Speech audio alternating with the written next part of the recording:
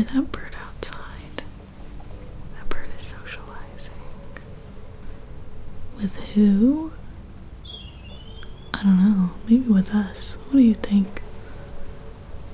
Maybe he's talking to us. You know what that bird is not gonna do? That bird is not gonna go back home and be like, oh my god, what did I say? Did I sound weird? No, of course not. I was wondering if maybe you felt a little bit cringe. Yeah, after you're socializing. And it seems that I'm correct. But that's okay. Because don't we all? In fact, just the other day I was socializing and I went home and I felt really cringe. And I'll share something with you if it'll make you feel better, but I said it in a joking way, but I caught a self-narrative. You know, you have those. Yeah. I referred to myself as a high-calorie snack because I feel when I socialize that I am a high-calorie snack. I kind of just bull in a china shop. I just say things and sometimes with my foot in my mouth, you know. And I viewed everybody else as like a refined salad. So I was a high-calorie snack. I viewed them as like something fancy. And I caught myself thinking about us in those terms of difference. So I'm here to tell you today that if you are feeling a little like, how did I even show up in the world?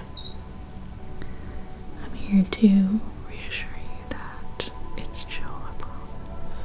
It's okay to have those questions. But they don't really need answers, not really. Because in my experience, nobody cares, and they're all focused on themselves. And they go home and they're like, oh my gosh, I wonder how I came across to, you, or to me, So it's okay. I'm here to provide some reminders for you that socializing can be awkward, especially, funny enough, sometimes when we perform and we fail, it's like, ooh. But if we show up as ourselves and we end up not, what's the word, help me out here, like watching ourselves. If we end up just letting go and having fun, sometimes we're like, wait, did I say anything weird?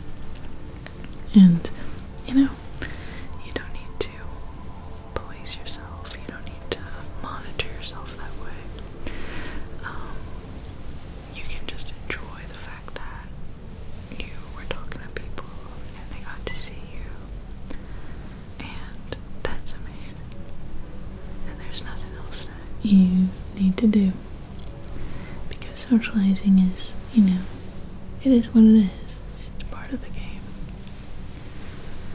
I think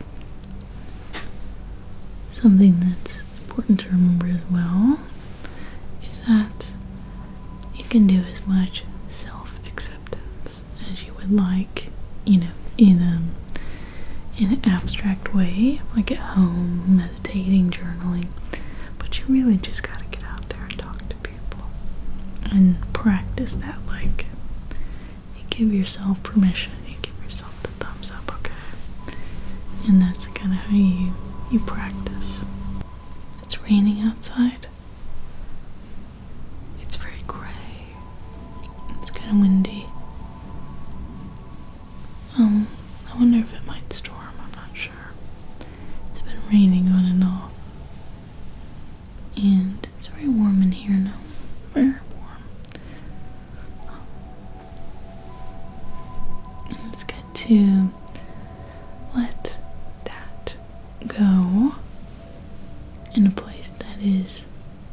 safe and calm and comforting.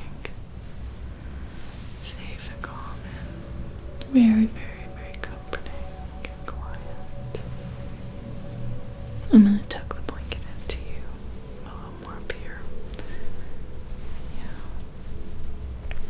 You know, I think we're so often scared that people aren't gonna like us, but that's not true. People like you so much. People just want to be liked by you. They just really want you to like them. So they go home and they think, oh, I hope they like me, you know. And I know you do. I know you do. Because you're very generous to other people. One of the things that helped me when I was feeling like this is that the idea that you don't need to put on a show for anyone to like you. You just need to be yourself. Because you're not a horrible person. So that's easy. You're not gonna have people instantly dislike you. That's easy. So you're not a horrible person.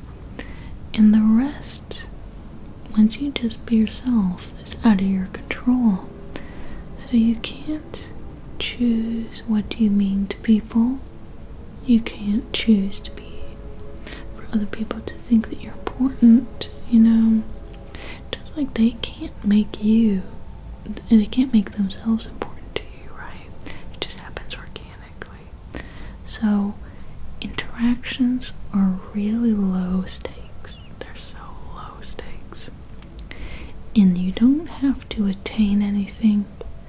There's no outcome you need to achieve. There's nothing. You don't need to do anything. So when you socialize, you just express genuine interest in other people. You say what's on your mind. Say what's on your mind specifically. What do you feel specifically? You know? Tap into that compassion for other people, but express yourself. Express yourself with honesty. And after you're done socializing, you let it go. Because there was nothing to achieve. What will happen will happen. So maybe you get a new friend. Maybe someone wants to talk to you again. Maybe you get some romantic interest. What's gonna happen is gonna happen. And you don't need to control it. There's nothing to attain. There's nothing to achieve. So you have fun socializing. Be yourself. Share yourself with other people. And when you get home and you're in your bed, you just let it go. Because there's nothing to do anymore. There's nothing to do. There's nothing to figure out. So you just let it go. And enjoy the rest. You enjoy the rest that you get post socializing.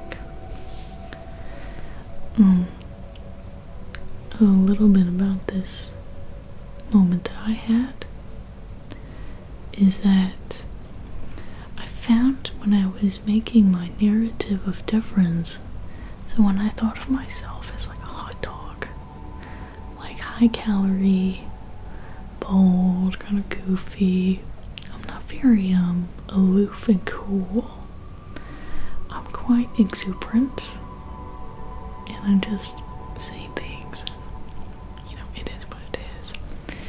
When I have a narrative that I'm a hot dog, and that other people are like a charcuterie board, like a nice, big, classy salad.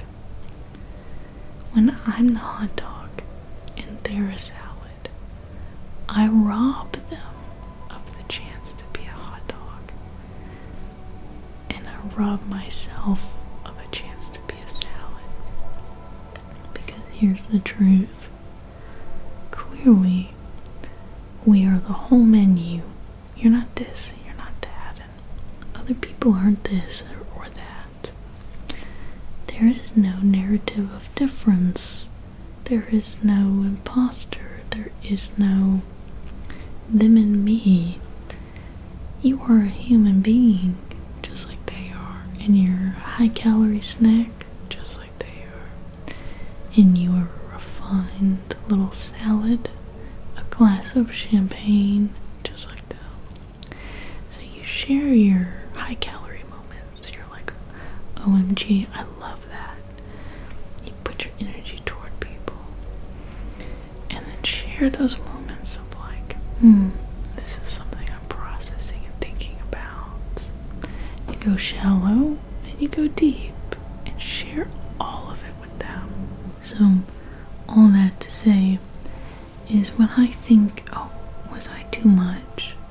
Did I share too much? Did I take up too much room with my exuberance? The answer is no, because when I get really excited and passionate and put that energy out there, that speaks to the parts of them that is excitable and fun and more carefree.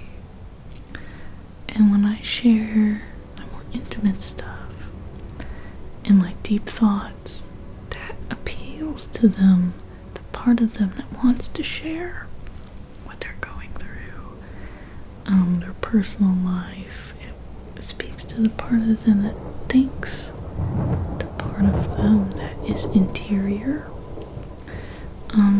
So it's okay when you kind of take a room this way or that way. There isn't a right or wrong. You've shown up just in a multifaceted way, in a way that is natural to you. And because we're all so similar, what you've shared will speak to different parts in other people. And that's organic. And again, you don't control that. That just happens automatically. And so that's how connection forms between people. Is you're putting something out there, and the other person says, oh yeah, I relate, or I feel that way too, and you're just sharing, Something else I've learned is that some people are just very awkward, and it's okay. They like that you're talking to them anyway. Even if the banter isn't there, doesn't matter. It doesn't need to be anything. Because something is awkward, it doesn't mean there was this ideal version that was going to be perfect, and then you did something wrong, or they did something wrong. There is no ideal version where it was going to be perfect. It is what it is. So if something is a little awkward, yeah, that happens. And that's okay. It's not something wrong, So you can let that go. And every interaction is a chance to get to know someone and start again. If you find that, you want to work on your listening skills, every day is a chance to do that. If you find that you actually don't share as much as you would like, well, every day is a chance to share authentically with somebody. So that's great. You just practice all kinds of things, showing up how you want to show up. And the rest, you don't need to do. So a lot of the times, the feelings that we have post-socializing, or we can let those go. Talking about cringe after socializing, I have so many memories I can think of where I just like, oh my gosh, I said something just so tone deaf, or like, yeah, just completely off the map, missed the mark. It's like when you try and shoot a basketball and you just throw it and it bounces off the rim. It's super embarrassing. I have many moments like that. I think we all do, where something I do, I fill silences.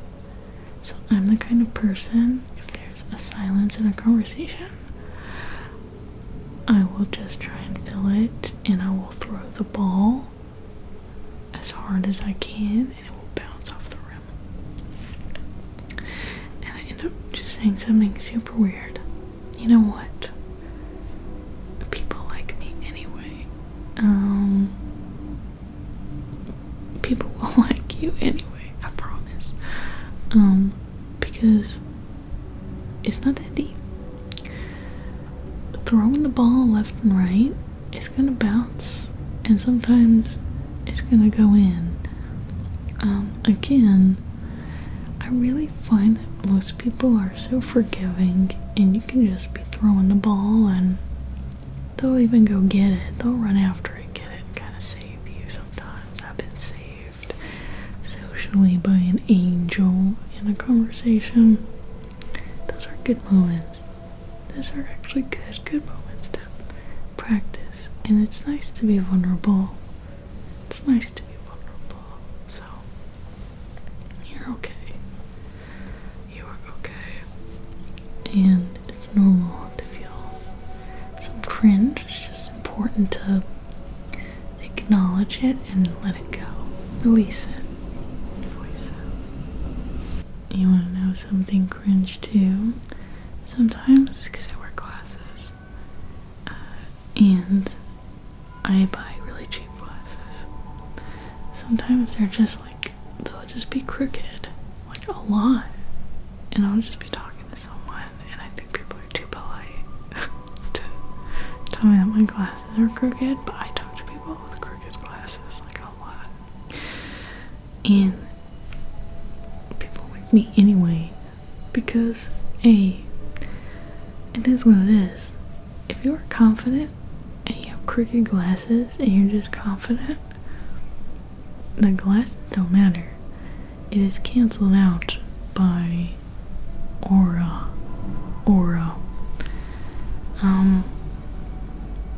So feel free to use cringe elements to your advantage and just present them with absolute confidence. You can transform symbols or moments of cringe into nothing. You evaporate them. You just evaporate them. And that's quite good. So, you are very interesting. And you are very unique. Everybody is a freak of nature. I promise you. And they are freaks of nature. They think about all kinds of things in their beds at night. They avoid their feelings. They think about their imaginary boyfriends and girlfriends. They watch some weird anime that they are obsessed with. You name it. Weirder stuff than that. I promise you. People are freaks of nature, and they mean well, and are quite generous. I'm a freak of nature, I promise. And so I've just, when you sense a narrative of difference, no, you bring it all in, because you are a freak and they are a freak. You are okay and they are okay. You are confident and capable. They are confident and capable. You are the hot dog and the salad and the champagne, and they are the hot dog, the salad, and the champagne.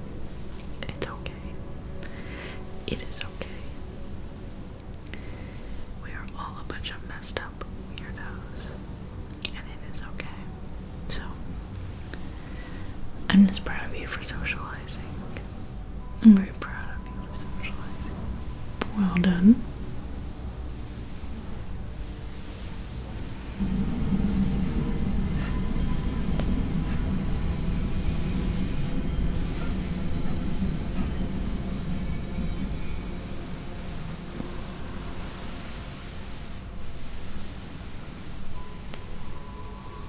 It's raining out, and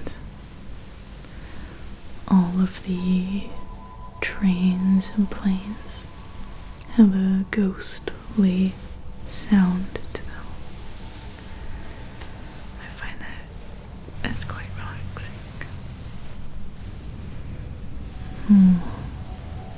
So now that you're done overthinking, it's time to relax in the rain.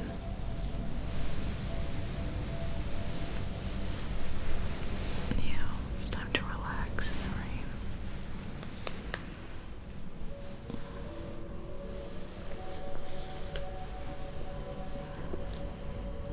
There's another train.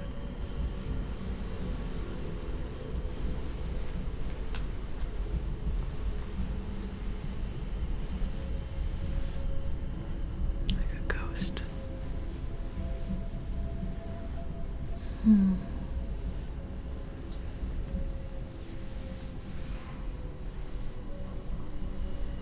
Do you know who's on those trains? Everybody on those trains is shooting off into the day to go be freaks at parties and go be freaks at the dinner table with their family, you know.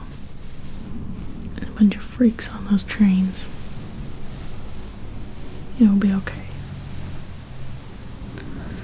Oh yeah. It'll be okay. There's a plane, do you hear that? Guess who's on that plane? A bunch of freaks. With tiny bottles of wine or whatever they're drinking.